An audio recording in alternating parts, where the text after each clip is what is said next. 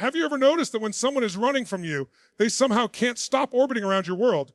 That's the paradox of the avoidant. They don't say, I miss you.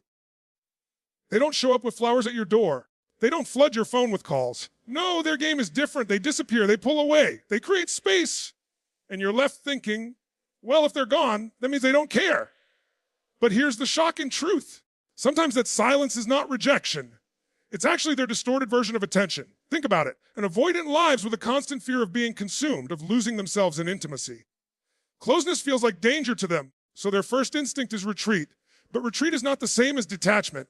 Retreat is not indifference. Retreat is a survival move. And here's the twist. While they're pulling away, they're still locked on you. They're scanning your life. They're checking your energy. They're silently testing. Will you chase me? Will you validate me? Or will you stand still and make me come back? Their silence is not a void. It's a signal. When an avoidant is secretly in love, they don't come closer in obvious ways. They orbit you like a planet around the sun. They need the safety of distance, but they can't break the gravitational pull of your presence. You'll notice it in the subtle ways. They'll watch your social media. They'll remember tiny details about you that you thought went unnoticed. They'll suddenly show up in your life at random intervals, as if, coincidentally, drawn back into your orbit. That is not coincidence. That is attention disguised as absence. Here's the psychology behind it. The human brain doesn't only measure love in words or direct actions. It measures it in obsession, in the inability to detach completely. Avoidants, more than anyone, feel this conflict. Their conscious mind says, run, hide, protect yourself. But their subconscious says, don't let go. Keep them in your awareness. Stay close enough to touch without being touched. That's why you see this strange contradiction. They vanish, but they never vanish completely. Now let's get real. Most people misinterpret this. You take the silence as abandonment when in reality for an avoidant silence is intimacy. Distance is their way of saying, I care, but I'm terrified. They're not built to lean in immediately. So the fact that you're constantly on their mind, without them even telling you, that's one of the deepest signs of hidden love. Philosophically, this is fascinating because it reveals something universal about love and fear. Love draws us in, fear pushes us out. The avoidant lives right at that tension point, pulled in both directions. When you see someone stuck in that tension, unable to walk away fully, what you're witnessing is love battling fear. And here's the part you need to understand. Fear can win temporarily, but love always leaves its fingerprints. It marks the way they still show up, even in silence. It marks the way they watch you, even from a distance. The mistake many people make is trying to interpret love only through the lens of closeness. If he doesn't call, he doesn't care. If she doesn't open up, she doesn't love me. Wrong. With avoidance, the opposite is often true. If they're still orbiting you while trying to run, that's the evidence. That's the crack in their armor. That's the gravitational pull of love they cannot escape. And here's where it gets powerful. You don't need to chase them to prove the bond exists. You don't need to break down their walls to confirm it. You need to understand the psychology and stand still. The more you chase, the more they'll feel suffocated. But the more you hold your ground, the more their silent pull will drag them back into your life. Love doesn't always scream. Sometimes it whispers in the space between words, in the pauses between appearances. So when you see an avoidant disappear, don't immediately equate that with rejection. Ask yourself, are they still orbiting? Are they still tuned into your frequency? Are they still holding on to you even when they claim they don't want closeness? If the answer is yes, you're not dealing with indifference. You're dealing with a terrified version of love. And the real test for you is not to break under the silence, not to collapse into neediness, but to recognize the pull for what it is. Their silence is not emptiness, it's focus. Their absence is not absence, it's presence in disguise.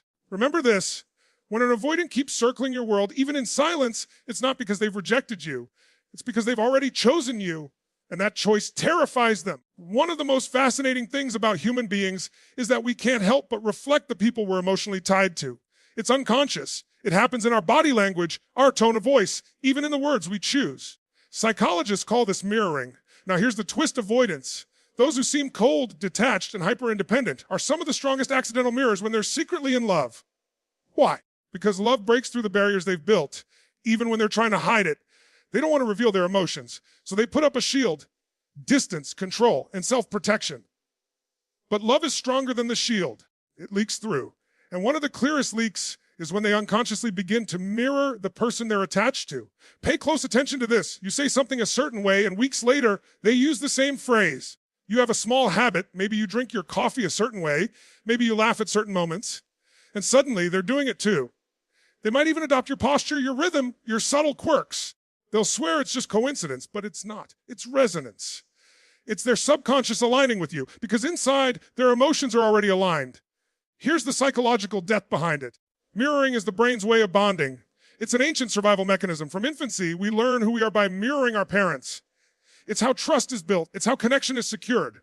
So when an avoidant, who is supposedly wired to avoid closeness, begins unconsciously mirroring you, it's their biology betraying their psychology. Their mind says, don't get too close. But their body, their speech, their behavior says, I'm already close. That's love speaking through action when words feel too dangerous. And here's what makes this so powerful. Avoidants pride themselves on control. They like to manage how much of themselves they reveal. But mirroring is not something they can consciously control for long. It just happens. It bypasses the walls. It exposes the truth they're working overtime to hide. And if you're aware, if you're tuned in, you'll see it as clearly as daylight. Now think about the philosophical meaning of this. Love at its core is about becoming one with another without losing yourself. Mirroring is the physical manifestation of that union. It's not just about copying mannerisms. It's about the silent acknowledgement that your presence is shaping them. You're living rent-free in their nervous system.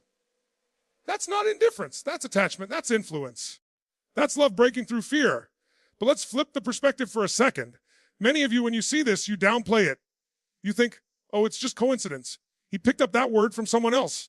She just happened to do that. No. Stop dismissing it. Start seeing the truth. You're witnessing the battle between their fear of intimacy and their need for connection. The mirror doesn't lie. It only reflects what's already there. This is why sometimes, even after long stretches of silence, you'll hear them say something that feels like it came from your own mouth. Or you'll notice they've started doing something you introduced into their world months ago. That's not random. That's love echoing back to you through them. They can try to run, but they can't run from what they've absorbed. They can unlearn the influence of someone who matters deeply to them. The real challenge for you is how you interpret it.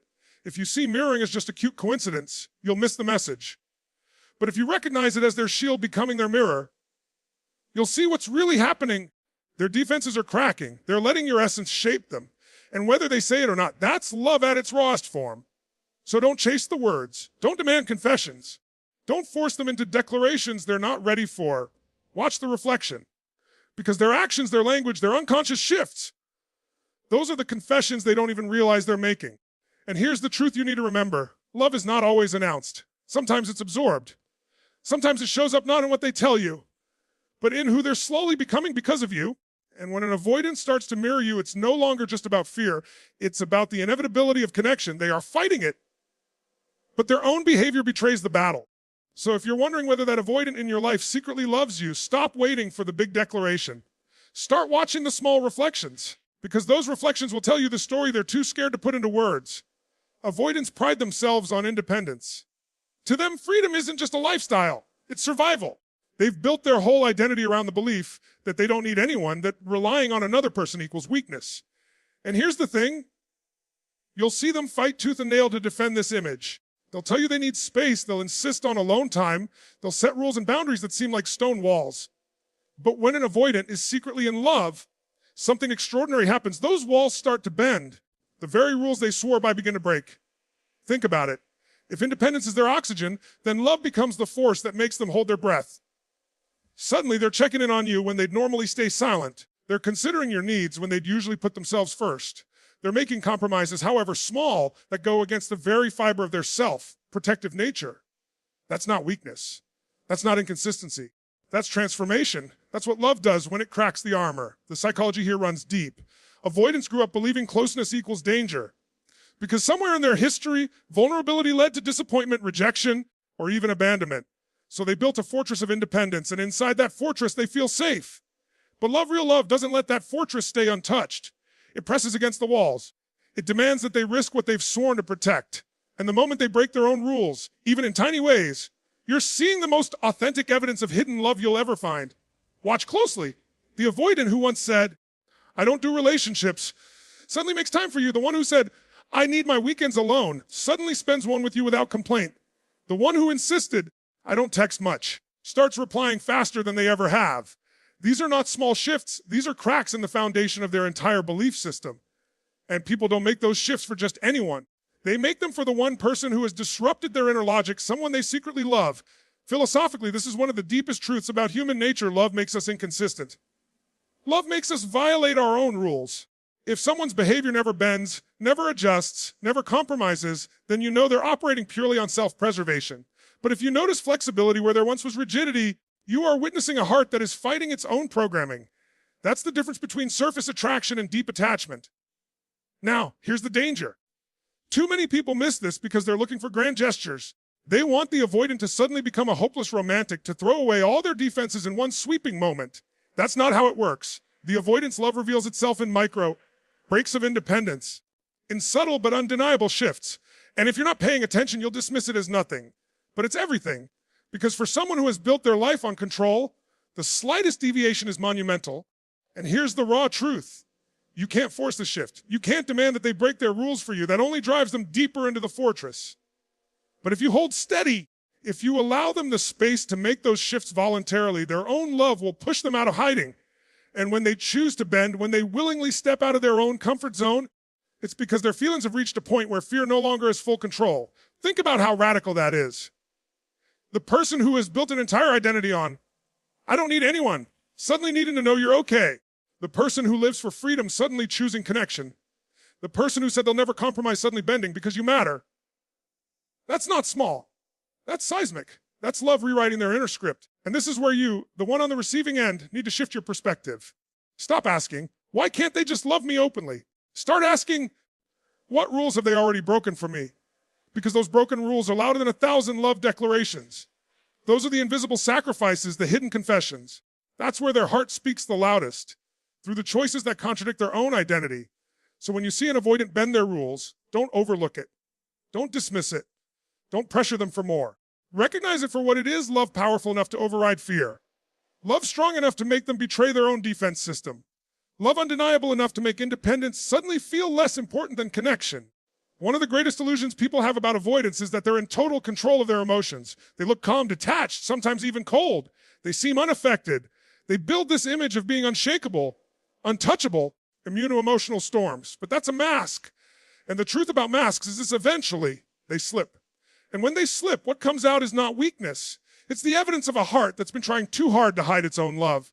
You've probably seen it. An avoidant who seems cool and collected suddenly shows jealousy over something small. They ask a question they weren't supposed to care about. They get frustrated when you pull away, even though they claim they don't need anyone. They reveal vulnerability in a passing sentence and then immediately backtrack as if they didn't mean it. Those moments, those emotional slip-ups are not random. They are love breaking through their defenses. Love showing its face when the guard wasn't fast enough to cover it. Psychologically, this is what's happening. Avoidants run their relationships on logic. Their entire strategy is about staying one step ahead, staying in control, managing the risk of intimacy. But love doesn't operate on logic. It operates on emotion. And emotions are wild. They don't follow the plan. They don't stay neatly inside the box. That's why even the most controlled avoidant will, at times, reveal flashes of what they really feel. Their jealousy, their protectiveness, their sudden anger or sadness, those are unfiltered signals of attachment. And let's be real, jealousy is a big one. If they didn't care, if they weren't emotionally invested, nothing you did would touch them. But if you mention another person, if you shift your energy somewhere else and they react, even subtly, that's the giveaway. That's not indifference. That's the subconscious screaming, you matter to me, and I can't stand the thought of losing you. Another slip you'll see is vulnerability. Avoidants hate admitting need. They hate confessing weakness. But when love digs deep enough, it pushes the truth to the surface. They might suddenly share a story from their past. They might open up about a fear, even if just for a moment. And the second they realize what they've done, they'll try to cover it, change the subject, or retreat again. But don't miss it. That tiny window was their heart taking control before their head could shut it down. What makes this fascinating is the philosophy underneath it. No human being can live in perfect contradiction forever. You can't be wired for connection and pretend to be an island without cracks eventually showing. Love is relentless. It pushes against every wall. It leaks out in emotions that can't be suppressed forever. And when those cracks appear in an avoidant, it's not proof of weakness. It's proof of authenticity. It's proof that behind the mask, there's a real bond they can't fully deny. Here's the part most people miss. They see those slip-ups, but instead of recognizing them as love, they attack them. They say, why are you jealous? You don't have the right to care. Why are you acting vulnerable now after hiding so long? They shame the very moments that are revealing the truth. And when you shame the cracks, you drive the avoidant deeper into hiding. The key is awareness. If you can see the slip-ups for what they are, unplanned, unguarded expressions of love, you'll stop treating them like inconsistencies and start recognizing them as the evidence of a heart trying to break free. Think of it like this. An avoidance emotional slip-ups are like lightning strikes. They don't last long, but when they hit, they light up the whole sky. They reveal the truth for a moment. And if you're watching carefully, you'll never forget what you saw. That flash of jealousy, that's attachment, that sudden softness in their voice, that's love. That moment they lose composure. That's the real person stepping forward before the mask rushes back in. And here's the empowering part for you. When you see these slip-ups, you don't need to chase, you don't need to demand, you don't need to cling. You need to recognize the signal, because the signal itself is proof that you're already inside their defenses. You're already important enough to disrupt their control. And once love starts disrupting control, it's only a matter of time before the truth comes fully into the light. So the next time the avoidant in your life shows emotion they shouldn't, don't dismiss it. Don't argue with it. Don't shame it. See it for what it is. Their unconscious heart speaking out loud. That's not weakness. That's love in disguise. If there's one pattern you have to pay attention to with avoidance, it's this: no matter how far they run, they always circle back. They retreat, they hide, they vanish into silence. But then, sometimes days later, sometimes weeks, sometimes months, they reappear. And most people interpret this pattern wrong. They think, oh, they're confused. They don't know what they want. They're just playing games. No, that's not what's happening. What you're witnessing is the paradox of an avoidant in love. Their fear pushes them away, but their heart pulls them back. And when the heart is stronger, they always return. Think about the psychology. Avoidants are wired to protect themselves. Intimacy feels like danger to them. So when things start to feel too close, their instinct is retreat. It's not personal, it's survival. But here's the problem: you can only retreat from someone you don't care about if they don't matter to you. And when you matter to an avoidant, the retreat doesn't last. They leave, but their mind never leaves you. They disconnect, but their emotions stay tethered. That's why they always circle back. It's not weakness, it's gravity. This is what most people don't see. You think the retreat means rejection, when in reality, it's proof of how deep the bond goes. If there were no love, no connection, they could walk away clean and never look back. But the fact that they return over and over again, that's the evidence. That's love fighting its way back to you through a wall of fear. Let's take this deeper. Philosophically, there's a principle at play here. Everything in life seeks equilibrium. The pendulum swings out, but it always swings back. You throw something into orbit, but gravity pulls it closer. Human beings are the same. We're not built to stay in isolation forever. We're built for connection. So even the avoidant, who believes independence is everything, feels that gravitational pull. And when love is real, that pull becomes irresistible. Now let's get practical. You've seen this play out. They disappear after an intense conversation. They go silent when you get too close. They vanish when they feel vulnerable. But then, out of nowhere, they text, they call, they reappear in your life as if nothing happened. That's not confusion. That's not game playing. That's their nervous system resetting. They ran because they were scared, but they returned because love refused to let them go. The mistake most people make is mismanaging the return. When the avoidant comes back, you either punish them, interrogate them, or collapse into desperation. And what does that do? It reinforces their fear. It makes them retreat again. The secret is recognizing the return for what it is: proof that their love is stronger than their fear. And when you treat it with calm awareness, when you allow the return without demanding explanations, you create a space where love can slowly win. Here's the paradox you need to hold on to: the running is not evidence of indifference. It's evidence of intensity. If they didn't feel so much, they wouldn't need to retreat. If you didn't matter so deeply, they wouldn't need to regulate by pulling away. The running itself is proof of love, and the return is the confirmation of it. And here's the philosophy I want you to carry. Love, at its core, is not linear. It's cyclical. It moves forward. It pulls back. It advances. It retreats until it stabilizes. And avoidant in love is trapped in that cycle. And as long as they keep coming back, it means the bond is power. It means love is winning, even if fear still has a voice. So if you're watching someone circle back into your life after pulling away, stop asking, why did they leave?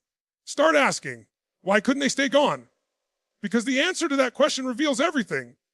They couldn't stay gone because their heart wouldn't let them. They couldn't stay gone because connection is stronger than fear. They couldn't stay gone because you've become more than an option. You've become their anchor, whether they admit it or not. And here's what I want you to reflect on. You don't need to chase them in the running. You don't need to beg them to stay. You just need to notice the pattern. Because the pattern itself reveals the truth. If they keep coming back, it's not random. It's not habit.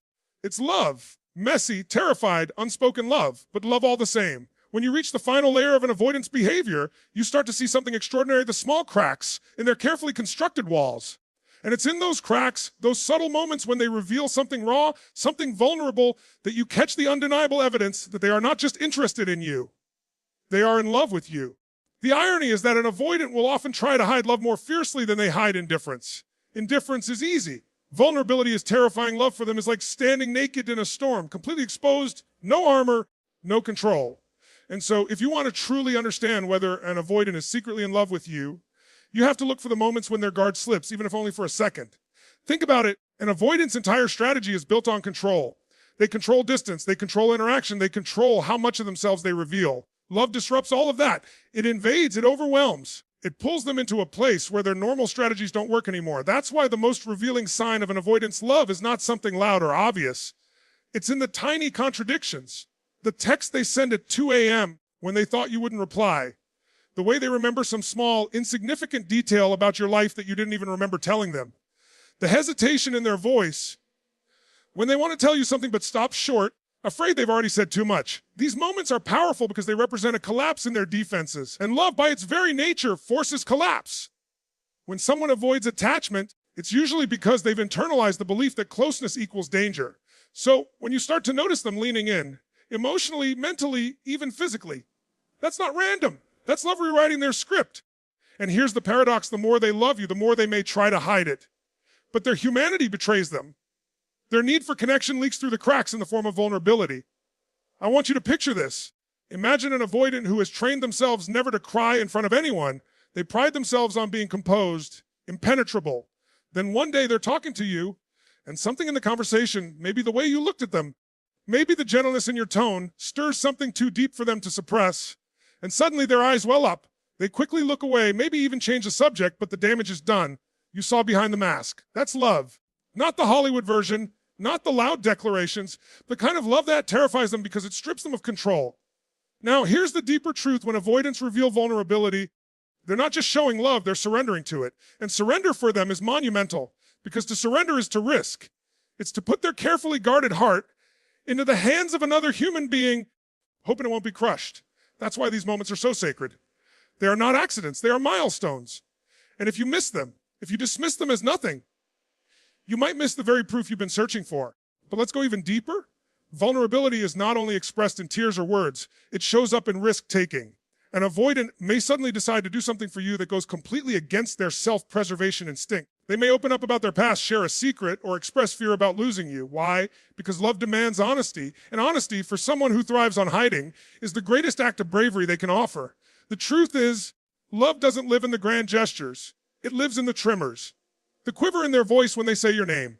The way they go quiet when the conversation touches on intimacy. The way their body language softens when they're near you, even if their words sound guarded. These are the fingerprints of love pressed into their behavior, whether they like it or not. And I'll tell you this, if you have the patience, if you have the eyes to see, you'll recognize that those moments of vulnerability are not just signs of love, they're invitations.